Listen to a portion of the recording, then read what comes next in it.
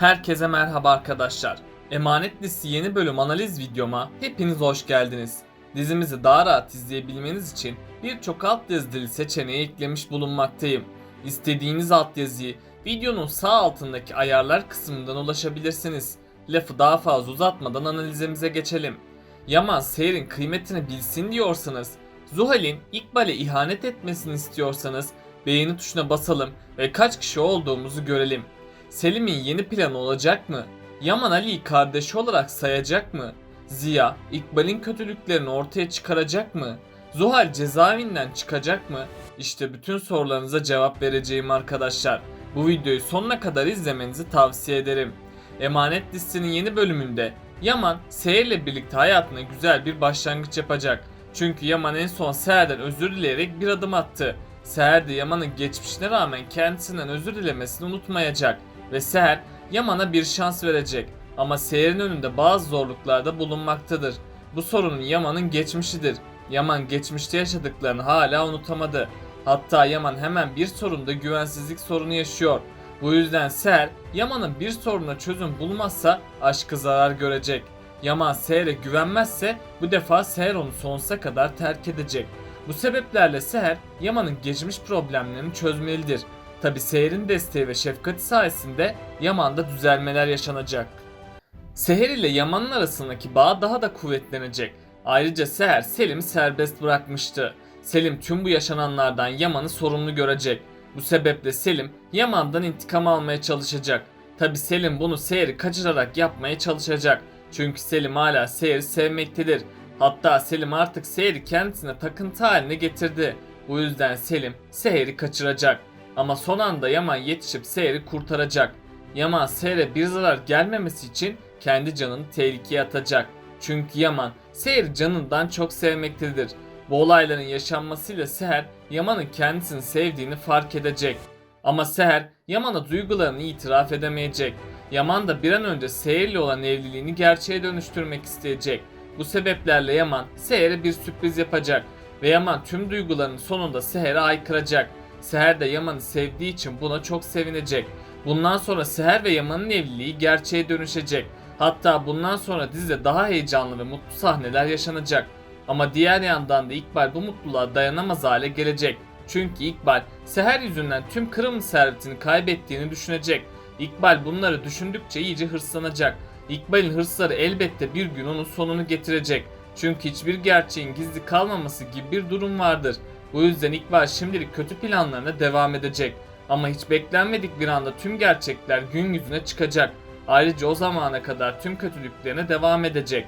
İkbal ilk olarak yeniden Seher ve Yaman'ı ayırmayı planlayacak. Çünkü İkbal onları ayırırsa tüm hakimiyeti ele geçireceğini sanacak. Bu sebeple İkbal adım adım planlarına ulaşmak için çabalayacak. Ama İkbal'in hesaba katmadığı iki şey bulunmaktadır. Birincisi Ziya'dır. Çünkü Ziya İkbal'in tüm kötülüklerini biliyor. Ama şimdilik Ziya bu gerçeği ortaya çıkarmayacak. Ziya'nın gerçekleri saklama sebebi huzurlarının bozulmasını istememesidir. Yani Ziya bir süreye kadar bu gerçeği saklayacak. Ama sonradan Ziya İkbal'in kötülüklerini daha çok fark edecek. Ve bu sefer Ziya Yaman'a tüm gerçekleri anlatacak. İkbal'in hesaba katmadığı diğer ihtimal de Bahçıvan'dır. Bahçıvan, bahçede işlerini yaptıkça İkbal'in konuşmalarına şahit olacak. İkbal tüm kötü planlarını bahçedeyken konuşacak. Bahçıvan da İkbal'in nasıl kötü bir insan olduğunu fark edecek. Zaten Bahçıvan Zuhal'in gerçek yüzünü gördüğünde Yaman'a anlatmaya çalışmıştı. Bu defa da Bahçıvan İkbal'in tüm kötülüklerini açığa çıkarmaya çalışacak. Ama bu ilk zamanlar hiç kolay olmayacak. Çünkü Bahçıvan konuşamamaktadır ve yazı yazmayı da bilmiyor. Bu sebeple bu gerçek bir süreye kadar gizli kalacak. Ama bu ihtimali de unutmayalım. Seher, Bahçıvan'a yazı yazmayı öğretirse tüm taşlar tekrardan yer değiştirecek. Çünkü Bahçıvan yazı yazmayı öğrendiği gibi Yaman'a gerçekleri yazıp verecektir. Böylece İkbal'in sonu da gelmiş olacak. Yani her iki ihtimalde de İkbal'in acı sonu yakında gelecek. Yaman gerçekleri öğrendiği gibi hayatının şokunu yaşayacak. Çünkü Yaman İkbal'e güvendiği kadar kimseye güvenmemişti. Yaman bunu hatırladıkça iyice sinirlenecek. Ve Yaman İkbal'in hainliklerinden dolayı ona en ağır bir ceza verecek. Tabi Yaman bununla da yetinmeyip İkbal'in cezaevine girmesini sağlayacak. Zuhal de en son cezaevindekilerin şiddetine maruz kaldı. Zuhal orada sıkıntı yaşadıkça ablasının ihanetini düşünecek. Hatta Zuhal tüm yaşadıklarının sorumlusu olarak ablasını görecek. Zaten hatırlarsanız Zuhal ilk başlarda Yaman'ı sevmemekteydi. İkbal Zuhal'in aklına girip Yaman ile yakınlaşması için elinden geleni yaptı. Zuhal de tüm bunlara kanıp Yaman'ı sevmeye başladı. Ardından Zuhal'in hastalığı da eklenince takıntısı ciddi bir boyuta ulaştı. Bu sebeplerde Zuhal'de Yaman takıntısı oluştu. Tabi tüm bunların asıl sorumlusu da İkbal'den başka birisi değildir. Zuhal cezaevindeyken tüm bunları hatırlayacak ve ablasının gerçek yüzünü ortaya çıkarabilmek için çabalayacak. Ama bu hiç kolay olmayacak. Çünkü İkbal planlarıyla buna engel olmaya çalışacak. İkbal Zuhal'i tekrardan kendi yanına çekebilmek için onu cezaevinden çıkaracak. Zuhal yine İkbal'e güvenirse bu defa onun sonu gelecek.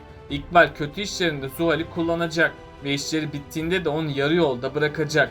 Yani her ihtimalde Zuhal sona doğru yaklaşacak. Arif Baba da Ali'nin durumuna çok üzülecek ve Arif Baba Ali'ye tutunacağı bir dal vermek isteyecek.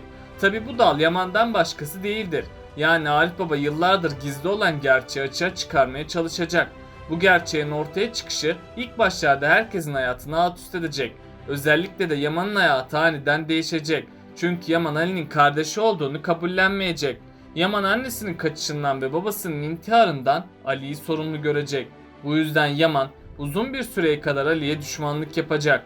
Hatta Yaman Ali'ye cehennem dolu günler yaşatmaya yemin edecek. Hem Arif Baba hem de Seher buna engel olmaya çalışacak. Ama Yaman'ı kararından vazgeçirmek hiç sanıldığı gibi kolay olmayacak. Yaman her defasında geçmişin tozlu günlerine gidecek ve orada yüzleşemediği çocukluğunun acı ve ızdırabını yaşayacak. Seher de bu süreçte Yaman'ın acılarına ortak olacak ve Seher Yaman'a ciddi desteklerde bulunacak. Sonradan Seher'in destekleri işe yarayacak. Yaman geçmişinden Ali'yi sorumlu görmemeye başlayacak. Böylece Yaman Ali'yi kardeşi olarak benimseyecek. İki kardeşin kavuşmasıyla tüm ailede bayram sevinci yaşanacak. Ayrıca Yaman'ın Ali'yi kabullenmesiyle Yaman'da bazı düzelmeler yaşayacak. Yani Yaman tüm geçmişiyle barışıp kötü anılarını unutacak. Ali yaşadığı olaylar sonucu kendisine gelemeyecek. Çünkü Ali Kiraz'ın ellerinin arasından yitirilmesine dayanamayacak. Ama Ali hayatına yeni bir sayfa açmak isteyecek. Ama bunda başarısız kalacak. Ali bundan sonra kendisini tamamen işine adayacak. Ali Kiraz'ı unutabilmek için elinden geleni yapacak. Ama Ali'nin Kiraz'ı unutması hiç kolay olmayacak. Tüm çarelerin tükendiği anda Ali'nin hayatına aniden yeni birisi dahil olacak. Ali bu kişide Kiraz'ı görecek. İlk başlarda Ali bu kişiye aşık olmayacak. Ama sonradan Ali hata yaptığının farkına varacak. Bunun sonucunda da Ali bu yeni kişiye aşık olacak. Böylece sonunda Ali hayatına yeni bir başlangıç yapmış olacak. Tabi buna Sultanalı ve Arif Baba da çok sevinecek. Çünkü Ali'nin hayatının düzene girmesi onları artık telaşlandırmayacak. Bu yüzden tüm ailede bayram sevinci yaşanacak. Ayrıca Ali bazen zorluklarda bekleyecek. Ama Ali Yaman'ın desteği sayesinde tüm bu zorlukların üstesinden gelecek. Çünkü Yaman her zaman Ali'nin yanında durup ona desteklerde bulunacak. İbrahim'in aşkı da Kara'nın umutlanmasına yardım edecek. Ve Kara bu aşk sayesinde geçmişin ağır yükünden kurtulacak. Peki sizce Yaman geçmişinin yükünden nasıl kurtulacak? Aşağıda yorumlarınızı bekliyor olacağım. Böylelikle bu bölümümüzün de sonuna gelmiş bulunmaktayız arkadaşlar. Beni desteklemek için yorum atmayı, videomu beğenmeyi ve kanalıma abone olmayı unutmayın arkadaşlar. Hepinize teşekkür ederim. Kendinize çok iyi bakın. Hoşça kalın.